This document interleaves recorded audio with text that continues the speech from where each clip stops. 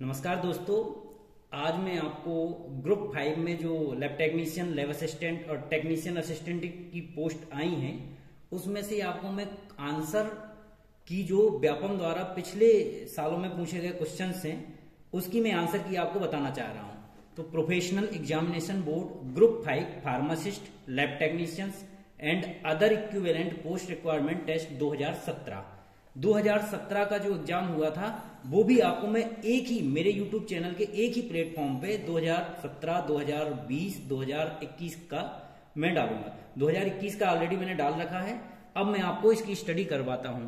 क्या होता है, एक क्वेश्चन पेपर में 75 क्वेश्चंस आते हैं और 75 क्वेश्चंस में से आप कम से कम 300 क्वेश्चन जो है वो क्लियर कर सकते हो। तो 1 बाय 1 मैं आपको समझाऊंगा ताकि आप क्या हो सके, अपना नॉलेज भी बढ़ा सकें और आपको कॉन्फिडेंस डेवलप हो सके। जब भी आप एग्जाम में बैठो तो आपको सारे क्वेश्चन सॉल्व करने में कोई प्रॉब्लम्स ना हो।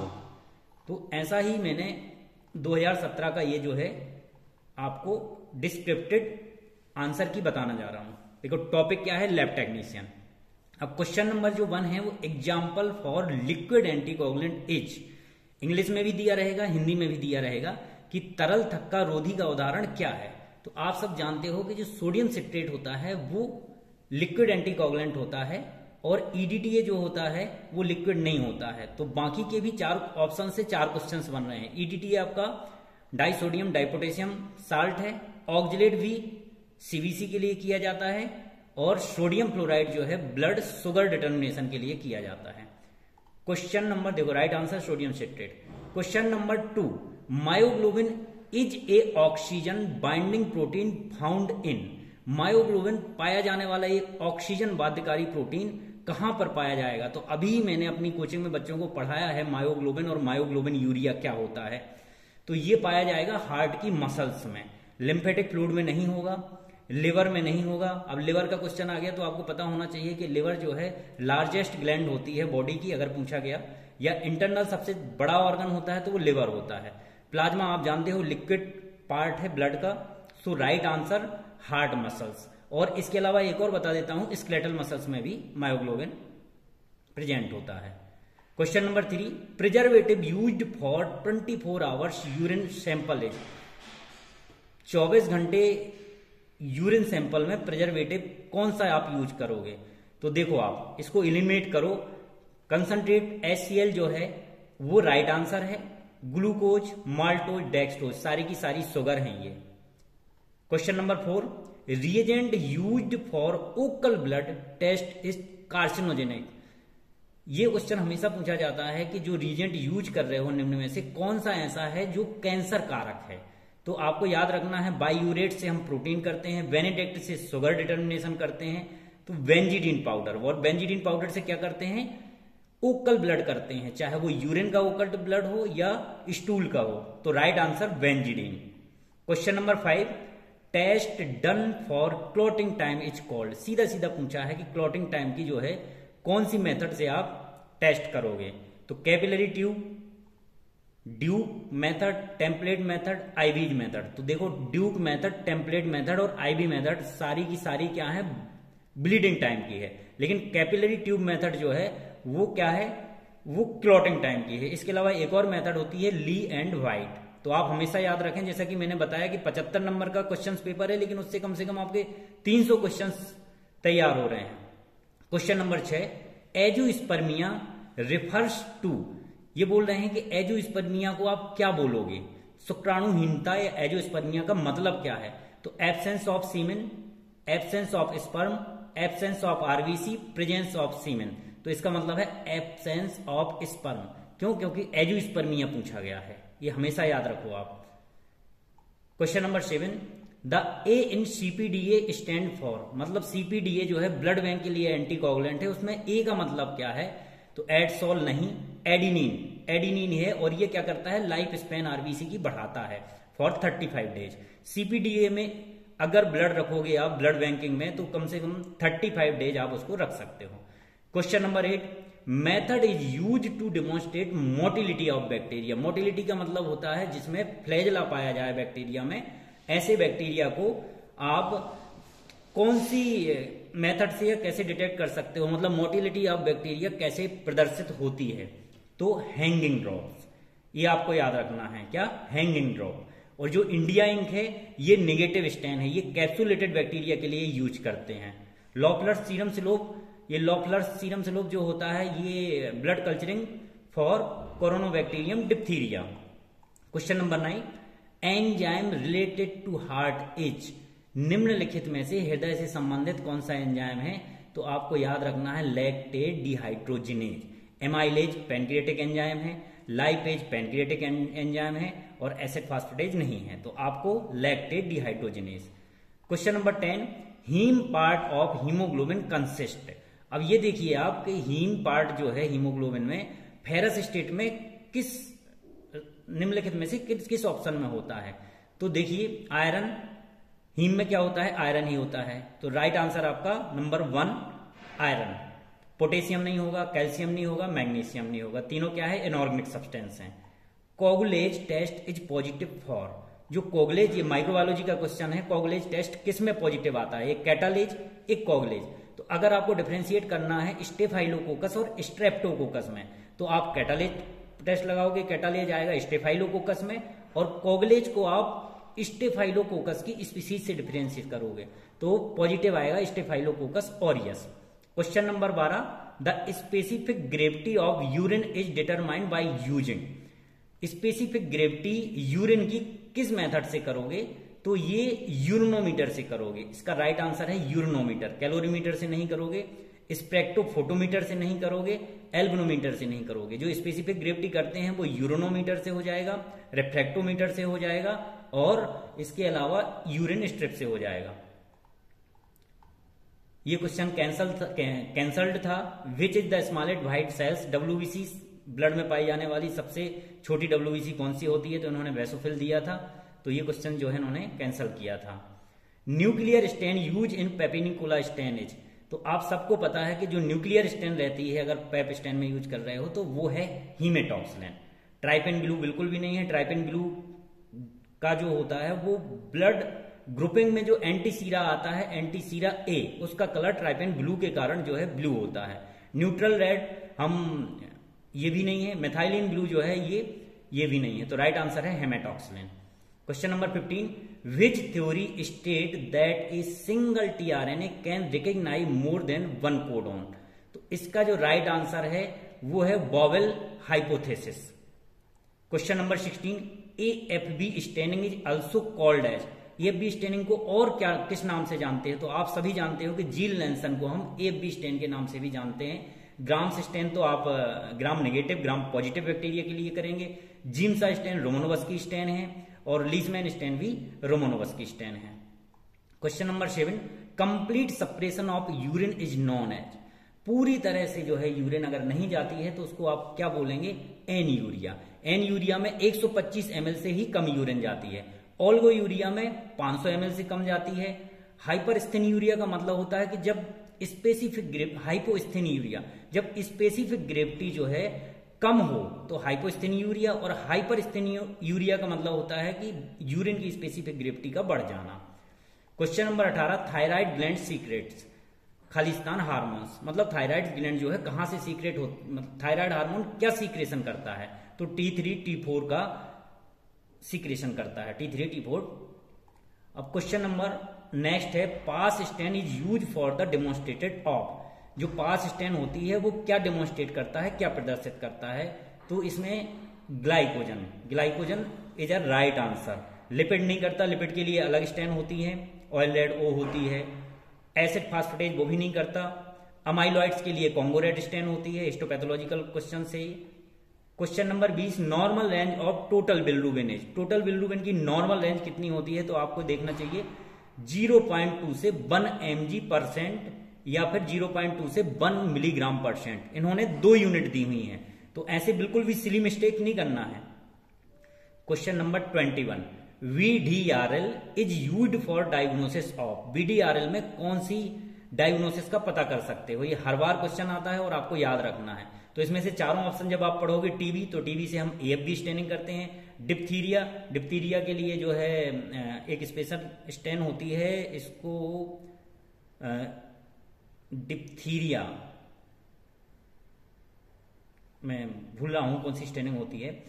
चलिए, तो इसका राइट आंसर जो है सिफिलिस है। और question number 22, keeps blood in fluid state, रक्त को तरल अवस्था में रखता है, तो कौन रखता है? इसका राइट आंसर जो है वो है प्लाज्मा। प्लाज्मा ही ब्लड को तरल अवस्था में रखता है। Question number 23, the type of protein in urine of myeloma protein is called. हमेशा याद रखिए कि अगर मल्टीपल माइलोमा पूछा जा रहा है तो बेंस जॉन प्रोटीन ही यूरिन से जाएगा। एल्बुमिन तो बाकी के सारे जो टेस्ट होते हैं, हीट एसिटिक एसिड, सल्फोसैलिसिलिक एसिड या 24 आवर्स यूरिनरी प्रोटीन करना है तो वो जाएगा, लेकिन बेंस जॉन प्रोटीन में हमेशा मल्टीपल माइलोमा वाले केस में ही जाएगा। इसमें क्या होती है, कप्पा और लैम्डा की लाइट चेन्स होती हैं, तो 44,000 इसका मॉलिक्यूलर वेट होता है और इजीली फिल्टर्ड हो जाती है वो कैसे? यूरिन से या ग्लोमेरुलर फिल्ट्रेशन से। Fixative use in Leishman stain, Leishman stain के लिए कौन सा फिक्सेटिव यूज करेंगे? तो बहुत ही सिंपल है, एसीटोन फ्री मेथेनॉल, उसमें प्री डाइल्यूटेड रहता है, पहले से डाइल्यूटेड रहता है। Question number 25, Khalistan is an example for formalin containing fixative. Formalin युक्त स्तरकारी का एक उदाहरण है, तो आपको ध्यान देना है कि 10% फॉर्मलिन सिलाइन जो है वो है इसका राइट आंसर। क्लार्क फ्लूइड नहीं है, क्लार्क फ्लूइड न्यूक्लियर स्टेन है, फ्लेमिंग फ्लूइड्स ही नहीं है और कार्माइस फ्लूइड नहीं है। तो कार्माइस फ्लूइड, क्लार्क फ्लूइड, ये दोनों के दोनों फ्लूइड क्या है? न्यूक्लियर फिक्सेटिव्स हैं। Question number 26, unexpected antibodies are detected by. Unexpected या अप्रत्याशित प्रतिरक्षियों एंटीबॉडीज के द्वारा क्या पता लगाया जा सकता है? तो ICTC, indirect Coombs test. Question number 27, which is the infected form of the malarial parasites. Malaria के परजीवी का संक्रामक स्वरूप कौन सा है? तो इसका राइट आंसर है स्पोरोजोइट्स। ऊसाइड नहीं है, ब्रिडियोजोइट नहीं है, sporozoite. Question number 28, Lowenstein Jensen medium is used for cultivation of. ये पूछ रहा है कि जो एलजे मीडियम है वो किसके लिए यूज कर सकते हो निम्नलिखित में से? तो बैसिलस एंथ्रेसिस के लिए नहीं कर सकते हो, उस वो ब्लड अगार पे लगाते हो। Mycobacterium tuberculosis is a right answer. Clostridium tetani उसके लिए भी नहीं कर सकते हो, वो रॉबर्ट्स कुक्ड मीट मीडिया में लगाते हैं। और जो हीमोफिलस इन्फ्लुएंजा होता है उसके लिए भी नहीं कर सकते। तो इसका राइट आंसर है एलजे के लिए माइकोबैक्टीरियम ट्यूबरकुलोसिस, आप हमेशा याद रखें। Question number 29, preservative used in ABD antisera. ABD antisera में कौन सा प्रिजर्वेटिव यूज करते हैं? तो आज 0.1% सोडियम एजाइड। ये हमेशा याद रखो कि जो एंटीसीरा आते हैं वो लंबे समय तक स्टोर करके रखना होता है, तो उसमें प्रिजर्वेटिव मिला होता है और वो होता है sodium azide 0.1%। Question number 30, cytoplasmic stain used in haematoxylin and eosin staining is. Haematoxylin और इयोसिन स्टेनिंग जब आप करते हो तो साइटोप्लाज्मिक जो कोशिका को होता है वो कोशिका द्रव्यीय अभिरंजक कौन सा होता है, मतलब साइटोप्लाज्म को कौन कलर देता है? तो राइट आंसर इयोसिन। न्यूक्लियस को हेमेटॉक्सिलिन देगा। न्यूट्रल रेड तो काउंटर स्टेन है, मिथाइल रेड भी काउंटर स्टेन है, तो राइट आंसर जो है साइटोप्लाज्म को इयोसिन ही देगा। Question number 31, dealcoholisation means. अब ये इन्होंने पूछा, देखो घुमा के, ये पूछा है टिश्यू प्रोसेसिंग का क्वेश्चन कि डी एल्कोहलाइजेशन का मतलब आप समझे पहले कि अल्कोहल मुक्तिकरण, तो कौन करता है? जाइलिन करता है।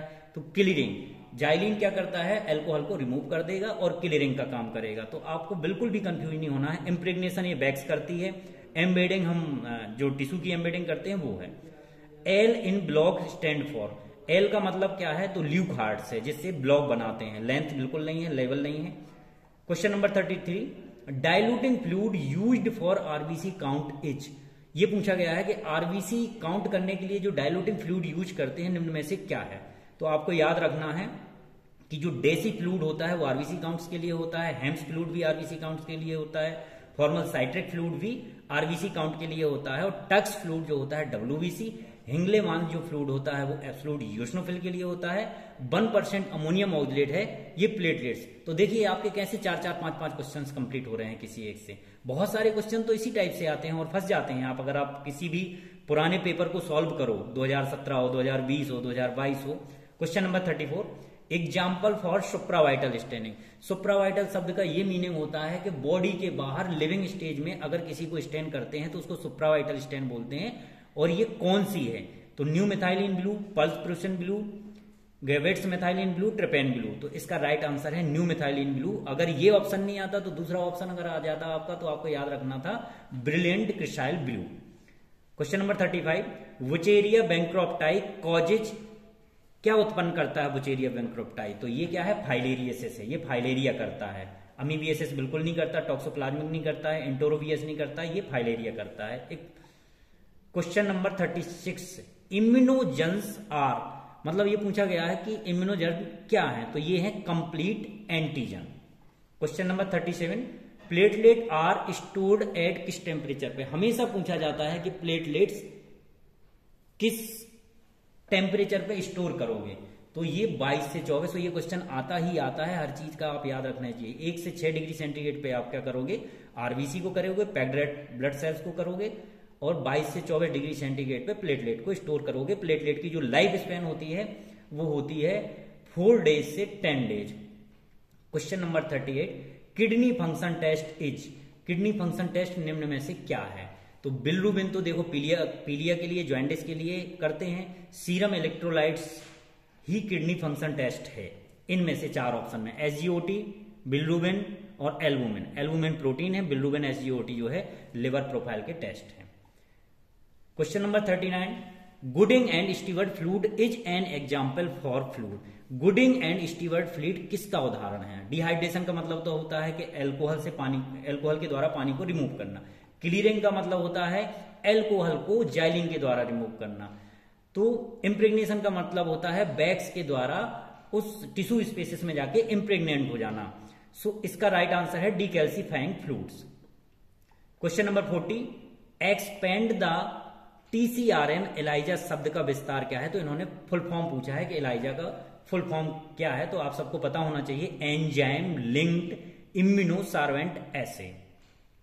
Question number 41, example for gram negative cocci is.